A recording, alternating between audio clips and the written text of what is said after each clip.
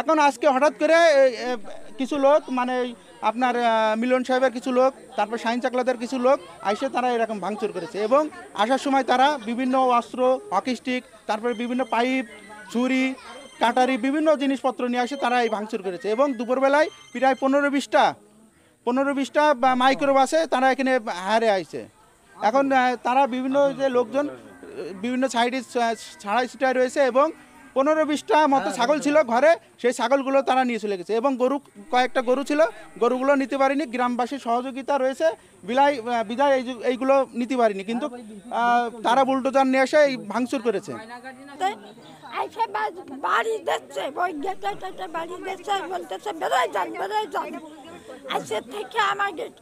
তা আমি বলতেছি বাবা মাথা ঠান্ডা করো, বেরোতে যদি হয় ঠিক আছে বেরোবো, তা এত অস্থির হয় না, প্রায় 5 মিনিটের ভিতরে বেরোবো, আপনাকে সময় দেবো না।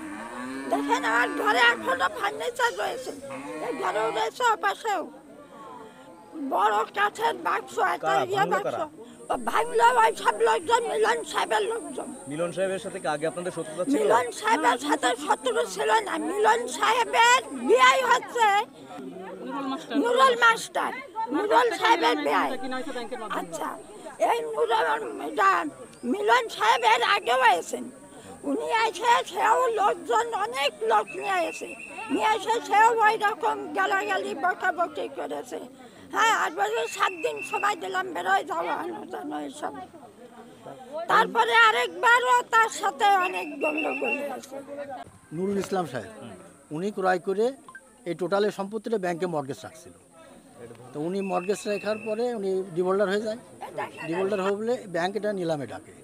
তো নিলামে হওয়ার পরে আমার আব্বা সর্বোচ্চ দরদা হিসেবে 1993 সালে কেনার পরে এখানে আব্বার নাম আসাদুজ্জামান। হ্যাঁ, টিওনোর মাধ্যম দিয়ে অকশন হয় এবং টিওনো থেকে সার্ভেয়ার মানে এসিল্যান্ড নায়েব থেকে আমাদের এই জায়গাটা দখল বুঝিয়ে দেয়। আমরা সেই 93 সালের থেকে রয়েছি। 1:30টার সময় হঠাৎ কয়েকজন লোক এসে বলতেছে যে শিগগির বের কর, সব বের কর। তা আমরা কার কী পারবো, তখন আমরা প্রশাসনের হস্তক্ষেপ। এখানে ধরেন মূলত নেই, আমরা এটুকু বুঝতে পেরেছি যে আওয়ামী লীগের সভাপতি শহীদুল ইসলাম মিলন, ওনারই নির্দেশে এসব লোকগুলো আসছে। এখন তো আসলে আমরা যখন পুলিশের কাছে মোবাইল করবো, জানাবো যেরকম আমাদের সমস্যা হয়েছে, আপনারা আসে পুলিশ প্রোটেকশন করবো, ওরা আমাদের কাছ থেকে জোর করে ধরেন যে ওই মোবাইল পর্যন্ত নিয়ে ভেঙে ফেলা হয়েছে। দিনই পরবর্তীতে আমার মেরেছে এখানে একটা বাড়ি, আর এই পাই মেরেছে, এই যে পাই মেরেছে, যার জন্য আর আমরা কিছু করতে পারিনি। যে আমরা বাড়িতে আছি 2 ভাই, আমার আব্বা মা, আমার এক ছোট ভাই বউ। তো এখন ওনারা আসছে অন্তপক্ষে 200 লোক। আমরা ওনাদেরকে বলতেছি যে আপনারা যে আসলেন, আপনাদের সমস্যা কে পাঠাইছে, কি জিজ্ঞেস করতেছে। এটা জমিটা দখল করার উদ্দেশ্য মূলত। এটা আওয়ামী লীগের সভাপতি শহীদুল ইসলাম মিলন, এর আগেও ওনার সাথে আমাদের অনেক গন্ডগোল হয়েছে।